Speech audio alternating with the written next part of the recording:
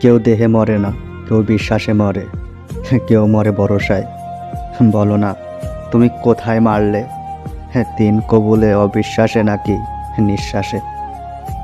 তুমি জানো তুমি আর কখনো ফিরবে না, ফিরতে পারবেও না। 6 ইঞ্চি কপালে তুমি নেই, কিন্তু দেখো 283.49 গ্রাম হৃদয়ে তুমি কেমন না চাইতেও থেকে গেছো। তোমাকে ভুলে দেওয়ার সমীকরণটা মনে হয় ভুল লিখেই পাশ করেছি। মস্তিষ্ক নামক পরীক্ষক হয়তো আমাকে অসাবধানতায় পাশ করে দিয়েছিল, আর না হয় মায়ায়।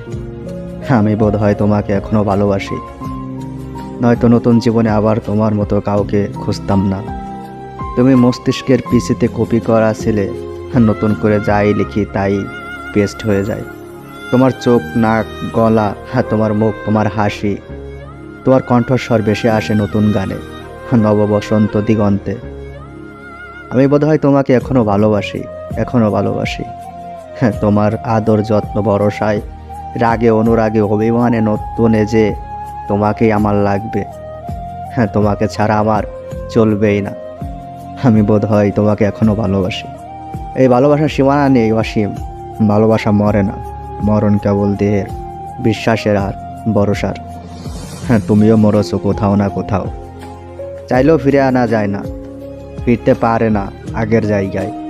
প্রিয়, তুমি শুধু বেইমানি করনি, তুমি আমার জীবিত দেহটাকে দাফন দিয়েছো।